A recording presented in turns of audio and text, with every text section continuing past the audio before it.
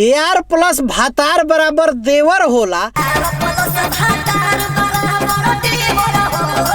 तीनों में एक ही के फ्लेवर होला।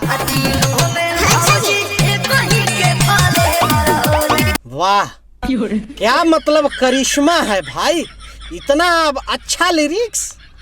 दरअसल ये गाना जो है वो भोजपुरी के बउआ स्टार कहे जाने वाले अरविंद अकेला और शिल्पी राज का ये गाना है। और इस गाने का टाइटल जो है यार प्लस भातार बराबर देवर।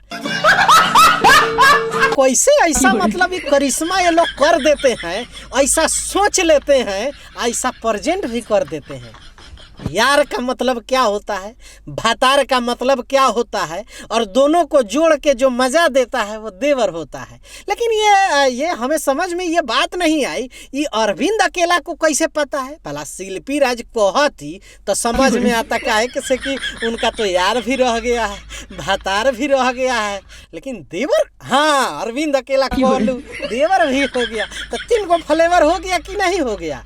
मतलब कि एगो यार हो गया विजय चौहान यार कहिए, भतार कहिए, अब जो कहना है कहिए। आ विवेक पटेल एगो भतार होइए गया, आ देवर में अरविंद अकेला कल्लू हो गया। तो यार भतार और देवर तीनों का फ्लेवर मिला होगा, कितना मज़ा आया होगा। मतलब कि वही कह रहे हैं ना, तीनों में मतलब एक ही गो फ्लेवर होला, सबका टेस्ट एक गो होता है।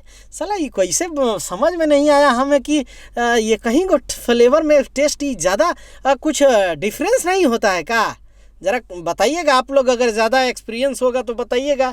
लेकिन ये मर्द कैसे बता सकता है, ये तो बात लड़की या औरत बता सकती है ना ये फ्लेवर के बारे में। का सुलेशन सही कह रहे हैं ना। हाँ अब आप लोग जाइए, ये गाना जो लिखा है ना शुभ दयाल सोहरा ने लिखा है, रोशन सिंह का म्यूज़िक है। और ये गाना जो रिलीज हुआ है वो DRS म्यूजिक से रिलीज हुआ है। और सबसे खास बात बताएं, इसमें जो है ना वो कहे जाने वाली भोजपुरी की नाजायज साली मतलब डिम्पल सिंह काम की है। डिम्पल सिंह काम की है भैया, तो उनको ज़्यादा एक्सपीरियंस होगा, हो सकता है इसीलिए उनको लिया भी गया है गाना में कि उनको कुछ ज़्यादा ही एक्सपीरियंस होगा, तो वो बताई होंगी। गाना बड़ा बढ़िया है भैया, कॉमेडी टाइप का एकदम मज़ेदार गाना है। अगर देखना है तो जाइए देख लीजिएगा, नहीं देखना है तो भाड़ में जाइए, हमें क्या करना है। बाकी अगर गाना अच्छा लगता है नीचे कमेंट करके बताइएगा कि आप लोग क्या सोचते हैं इस गाने के बारे में। मिलते हैं अगले वीडियो में, बाय बाय, टेक केयर, जय हिंद।